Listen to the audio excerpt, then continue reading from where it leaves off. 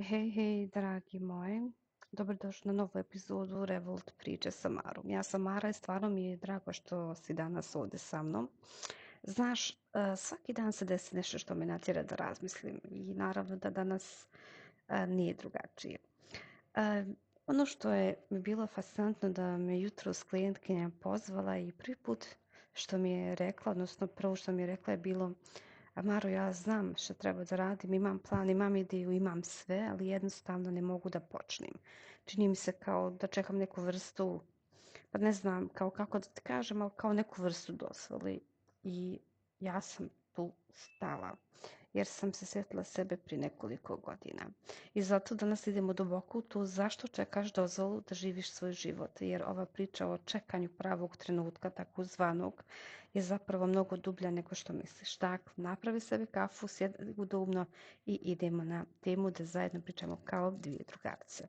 Dakle, prije nego što krenem da ti kažem, hajde da kažem, da podijelim ili da učim, da ti skrenem pažnju ili osvijestim kako god tebi sa tobom to rezoniralo, da podijelim sa tobom prvu moju priču o traženju dozvoli. Ja sam imala tada možda nekih, a sad ću te slagati, možda nekih, bilo je to, boga mi, prije nekih više od 15 godina, dakle, više. Da, mislim da je tu čak bilo nekih 28, da, 28, 26 udala, rodila prvo svog sina, tako da jeste, znači to je tada bilo. Ja znam dobro, sjedila sam u kancelariji na poslu koji me bukvalno ubija iznutra. I svako večer idem kući, sanjarim o tome da pokrenem svoj biznis, imam svesku punih ideja, imam plan, imam čak i ime za biznis, imam edukacije, imam sve. Ali sjedim tu i čekam. Čekam šta? Pa eto, ne znam, iskreno, možda čekam da se osjećam spremno, možda čekam da mi moj muž kaže idi radi tu, možda čekam da mi neko kaže ti si dovoljno dobar za to i onda se desilo nešto što mi je otvorilo oči. Vidim objavu na Instagramu, žena moje godina radi tačno ono što ja sanjam da radim i moja prva misao je, nije bila super za nju, moja prva misao bila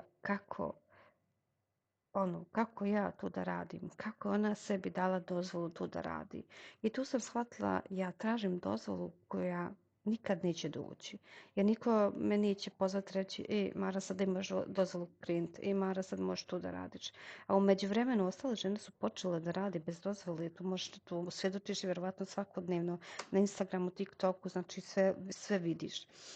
A ono što želim da vidim zapravo malo dublje u to, jeste da površina, znači, je neki dio, znači to je jedan površinski dio, a ima, što kažu, i taj korijen toga i ima nešto što zaista moraš razumjeti. Ono što ti vidiš kao čekanje pravog trenutka, to nije pravi problem. Pravi problem je to što ne vjeruješ da imaš pravo da biraš svoj život.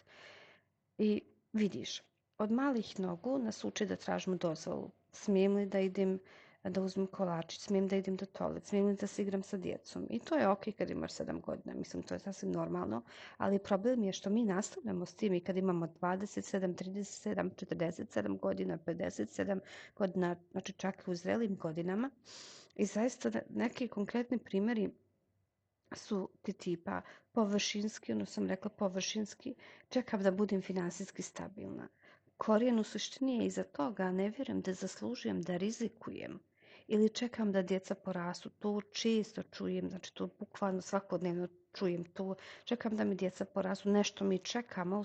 U stvari korijen leži u tome da ne vjerujem da zaslužujem da stavim sebe na prvo mjesto. Dakle, prvo djeca, pa onda ja. Čekam da završim još jedan kurs koji sam ja, znači ne mogu da kažem koliko puta čekala nešto.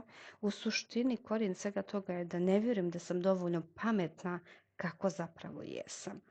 I tu ima naravno i svoje neurološko objašnjenje. A znaš kako to izgleda u praksi? Znači ovako, tvoj mozak je napravio vezu, nova stvar je jednako opasnost. Zato traži dozvolu od spoljašnjih autoriteta da se ti kao osjećaš sigurno. Muž treba da kaže idi, mama treba da kaže dobra ideja, prijateljice treba da kažu bit ćeš super, odlično kidaš, ali problem je što čak i kada oni kažu da, ti pronalaziš novi razlog za ne, to jeste da čekaš. I onaj ključni uvid jeste taj da ti dozvolu ne tražiš od njih, ti tražiš nju od sebe i to je najteža dozvola za dobijanje. Dakle, da tražiš dozvolu od sebe i da dozvoliš sebi da budeš ti.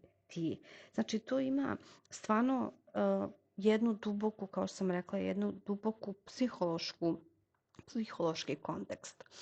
Ono što sam, iskreno evo što sam ja naučila, dozvolu koju čekaš, ona zapravo već postoji. Ti si ta koja daje sebi dozvolu. Umjesto da se boriš protiv straha od neuspjeha, počni da radiš na tome da povjeruješ da zaslužuješ da pokušaš makar. Pokušaj makar to što imaš u glavi. Pokušaj da kreneš, pokušaj da kreiraš, pokušaj da pričaš, pokušaj da postaviš granice. Mislim, sve što ti je u glavi. Sljedeći put kad pomisliš možda treba da sačekam još malo, možda trebam ovo, možda trebam ono, neki bullshit, zaustavi se i pitaj šta bih pomislila da vjerujem da zaslužujem da probam. Evo jedne konkretno mini vježbe. Znači, ovako, završi ovu rečenicu, dajem sebi dozvolu da i napravi sebi kako tebi odgovara, piši. Najbolje je da pišeš zato što mozak tada bolje pamti. Olovka i sveske piši, ja sam taj old school žena. Ne možda ću, ne trebalo bi, nego dajem sebi dozvolu da krenem u posao koji volim, krenem da neku edukaciju, krenem da postavljam granice, dajem sebi dozvolu da pokušam i ne uspijem, dajem sebi dozvolu da ne znam sve unaprijed, dajem sebi dozvolu da stavim svoje snove na prvo mjesto. Dakle, to sebi prvo postavi i onda umjesto da čekaš dozvolu s polja, kao neki vid validacije, počni da daješ sebi iznutra.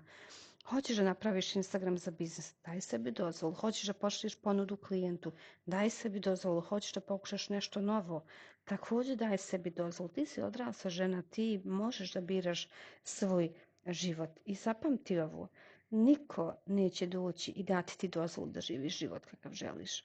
Ta dozvola mora da dođe od tebe. I ja znam da je to stvarno strašno, ovako kad ja pričam, koja je već prošla, to sve izgleda tako, ali nije uvijek bilo tako lako, jer kad daješ sebi dozvolu, preuzmaš odgovornost, a odgovornost znači da ne možeš da kriviš drugi ako ne ide kako si planirala. Mislim da se tu slažemo, ali također znači da možeš da znači da slaviš negdje kad ide bolje nego što si mislila. To je opet na tebi odgovornost. Znači ja sam tu uspjela, ja sam to pokrenula, ja sam se tu našla u tu situaciju pa sam je riješila. Dakle, odgovornost je na nama, odnosno na tebi. I danas pokušaj da završiš jednu stvar na koju, da kažemo, čekaš dozvolu da uradiš. Bilo šta, pošalji mail, napravi video, kaži ne nečemu što ne želiš, bilo šta, samo jedan mali korak. I umjesto da čekaš da ti neko kaže da smiješ, reci sebi, daj im sebi dozvolu i onda nastavi dalje tu što već imaš u glavi, bilo koja dozvola da je u pitanju. Sutra ću na tu, sutra kada sam ti već rekla, kad daješ sebi dozvolu, kreniš već sutra sa tim malim nekim koracima, a ja ću naravno sutra biti tu sa novom pričom, a da tada bude nježna prema sebi dok rasteš. I zapamti, ti već imaš sve dozvole koje ti trebaju, one su u tebi. Čujemo se sutra.